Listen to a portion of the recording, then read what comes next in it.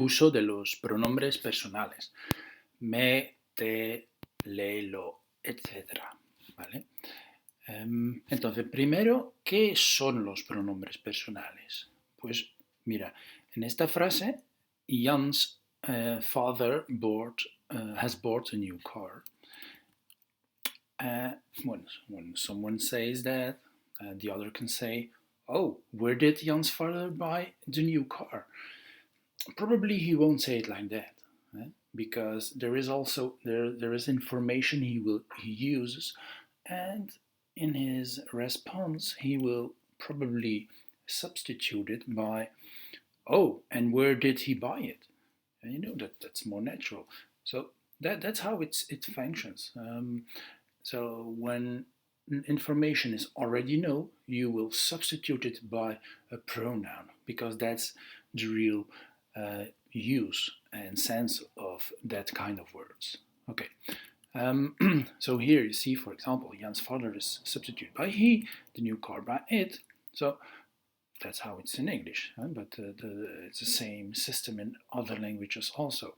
So why do you substitute it by he? Because it's the subject, and it because it's the direct object. Okay, so pronombres, we use them to replace parts of a sentence, and you see that there are different types, because you have to look at the function of the part you are substituting. If it's the subject, it won't be the same as a direct object. So you have to distinguish the function of that part.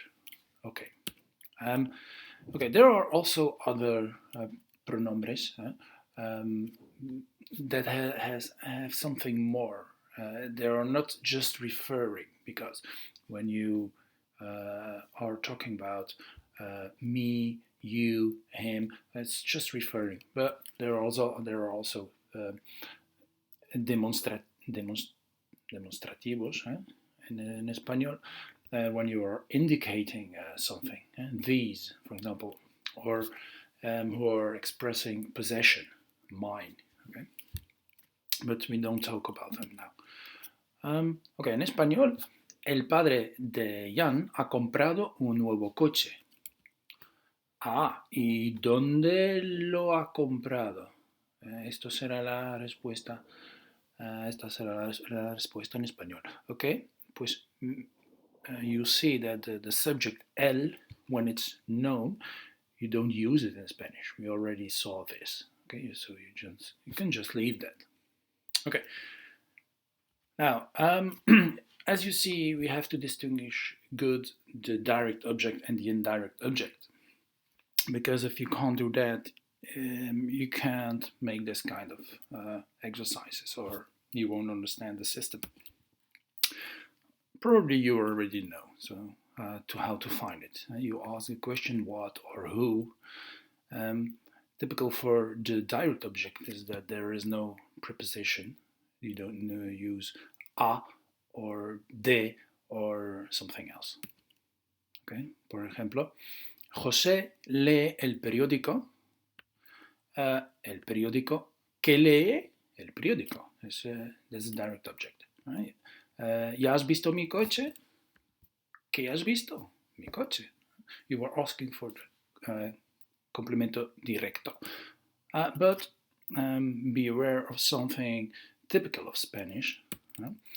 When the direct object in Spanish is a person, you will always put a before it. Okay, just compare the last sentence, ¿ya has visto mi coche?, with ¿ya has visto a Juan? So you see that it's still the complemento directo, the direct object, but you put a just because the direct object is a person. Okay, when it's not a person, like the first sentence, okay, there is no a. It's like in other languages, but it's quite typical that there is the a for direct object and a person, and you could think that, okay, the first sight, this is an indirect object, but it's not. Just be aware of that when it's a person, you always put the a. Okay. So another example is this. Has invitado a Marta. Okay. So when you will have to substitute a Marta, I invited her, you will have to use the pronoun of the direct object. Okay, we'll see that later on. Okay, you always can keep in mind that the direct object, you can see it already when you have a look at the verb, because it's to see someone, it's to invite someone. It's not to see at someone or to someone, or there is no preposition. Okay, when there's no preposition, it's a direct object. Okay, okay, when it's indirect, the question will be to what, or to whom, or from whom, and normally there is the preposition a. Okay, for example, he dado el periódico a José. To who did I give the newspaper? Tengo que escribir un email a José. ¿A quién tengo que escribir un email? Okay, a José is the indirect object. Okay, here you have another example. Han robado la cartera a Pedro esta mañana. They have stolen his wallet this morning. What? To who? From who did they have stolen the wallet? So here in this kind of situations, the verb will usually have an indirect, a direct object and an indirect object. To give something to someone, to someone, that will be the indirect object. The something is the direct object. Okay. Now let's have a look at the pronouns, las formas. Okay, when it's direct object, these are the forms. Me, me, Jan me ha visto, te, no te reconozco, I don't recognize you, lo o la, lo he leído ya, I have already read it, nos, nunca nos invita, os quiero mucho, los o las, ¿cómo los preparas tú? How do you prepare them? Okay. These are examples of the direct object. Now, let's have a look at the indirect object. You will see that the first persons are the same. Me, Jan me ha escrito un email. A quién ha escrito un email? To who did he write an email? So me is the indirect object. And email is the direct object. What did he write? An email. But you see that there is no difference between indirecto y directo. And when it's the first person, it's also always me or me. So there you won't make mistakes here. So we don't look at this because it's not that interesting. Same thing for te. No te ha dicho la verdad. But look here at the third person. You have to be careful because there you will see the difference. ¿Qué le has comprado? What did you buy for him or for her? Because you don't see the difference when it's indirect. Then the same for nos, os, there's no difference. And then, of course, the third person in plural is the same as in singular. ¿Ya les has devuelto el dinero? Did you already give them back the money? To give back something to someone. So les is the indirect object. Okay, so here you can see the difference. Now, some examples. Jan didn't find you this morning, but he sent you a message. Okay, esta mañana Jan no te ha encontrado, pero te ha enviado un mensaje. Okay, it looks the same. But the first one is the direct object and the second one is the indirect. But you don't see the difference because it's the second person. But when you have the same sentence with the third person, for example, Jan didn't find her this morning, but he sent her a message, you will see in Spanish the difference. Esta mañana no la ha encontrado, pero le ha enviado un mensaje. because the first one is a direct object, it's to find someone, and the second one is to send a message to someone. Okay, so here you can see that the difference in the third person. Okay, where do we put the pronombres? Normally you put them always before the conjugated verb, and most of the times. For example, in the presente, lo digo a mi padre, I tell it to my father. Or I have told it to my father. Lo he dicho, lo diré, I will tell him. Lo diría, I would tell him. I'm going to tell it to my father. Lo voy. Right? In this case, in these two cases even, lo estoy diciendo a mi padre. I am telling it to my father. In those two cases, you can choose. We will see. You can choose. But you can put it always here before the verb. Lo decía, it's imperfecto. I told it to my father, and I have told it to my father. In the indefinido. In those times, you can always put it before. Okay, there is only one time in which you have to put it after. El imperativo afirmativo. Okay, we won't really see it in the course, but you know some forms like this one. Dilo a tu padre, tell it to your father. Dígame, we saw it when you take the telephone. Dígame, it's the same. And deme un kilo de tomates, give me a kilo of tomatoes. Deme. Okay, but that's the imperative. Here you have no choice. You have to put it after the verb. That's the only tense. And then, as I said, there are some tenses where you can choose. For example, the gerundio, you can put it before, as we saw in the first part, or you can put it after.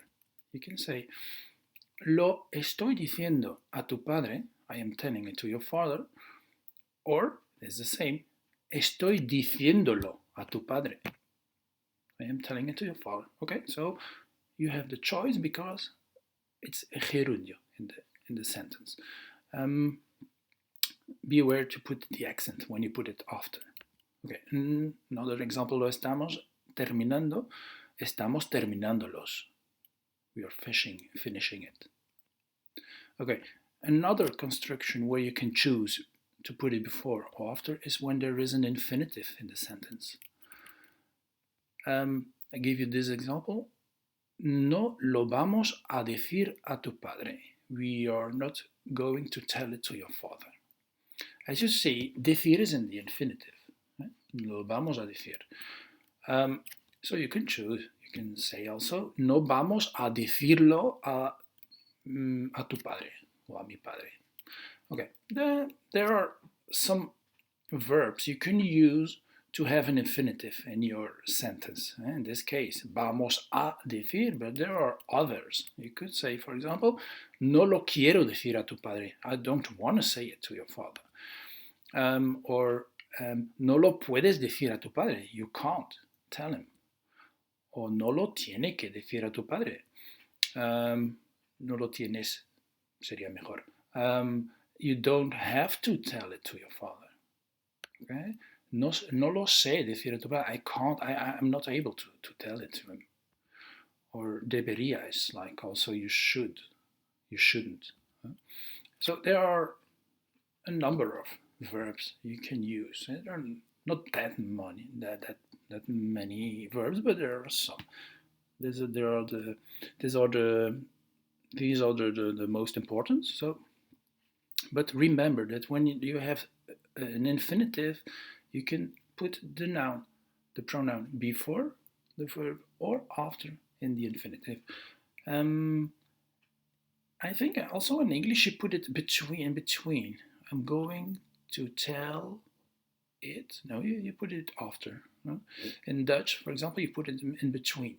So it depends a bit on the languages. So, but this is a quite frequent error students make. Okay, and then another case is when you substitute two pronouns. By now we saw only one. Okay, what's the case when you use two?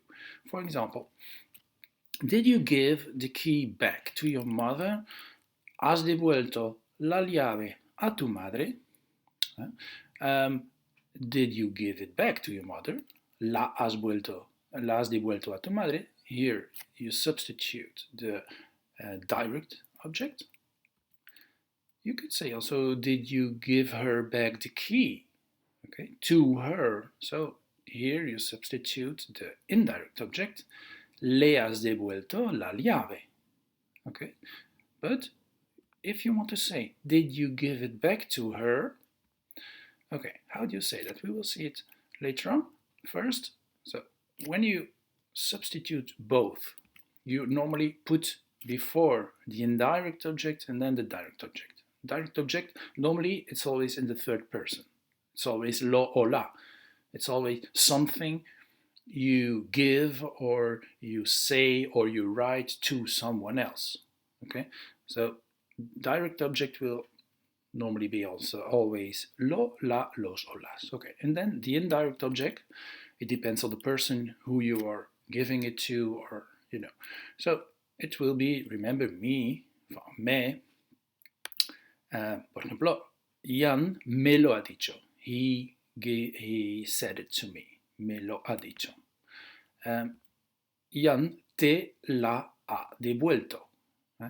Speaking of a coat, for example, did he give it back already to you? Jan te la ha devuelto. So you see first indirect object, then the direct object. Okay, then you see the red, because here you have to be careful. Normally it should be, as we saw, indirect object was le. To her, to him is le. But when you use both, or you substitute both, you can't use le. It will be replaced by se. So to give something to him or to her, it will be se lo or se la. Okay? Se la hemos regalado por su cumple. We give it to him or to her. Speaking about coat, la chaqueta, femenino, la, okay? And the se is to him or to her. So we give it to him for his birthday. Okay, the others, nos remains the same. Nos lo enviaría mañana por correo. He would send it to us by post. Os lo dejo para que lo podáis escuchar. I leave it or I leave them to you to listen to it. Okay, it remains the same, and then is the same case as in the singular for les, it will be substituted by se. For example, se la quería presentar. So means he wanted to present it to them. Okay? If you see the sentence like this without context, you can't know what it means, se, because it could also mean to him or to her or to you in the formal form, like usted or ustedes. Okay. So now we can translate the sentence above. Did you give it back to her? And it will be se la has devuelto. Se la has devuelto. Okay. Now, some particularidades. Just you have to know that two pronouns always stick together. So me lo tienes que explicar otra vez. You have to explain it to me again. Lo puedes también, como hemos visto, poner detrás del infinitivo. You can put it behind also the infinitive. So, but you have to put them together. Right? Tienes que explicármelo otra vez. Te lo estoy diciendo. I'm telling it to you, or estoy diciéndotelo. Okay, so you can choose. Sometimes you will notice they are in Spanish doubling the indirect object. For example, a ti no te digo nada. To you, I'm not telling anything. So when you do this, it's normally to emphasize. the, the indirect object. Okay, and in that case, it is required to repeat it in the sentence when you start with a ti, which is emphasizing. Or a Pedro le regalo un disco.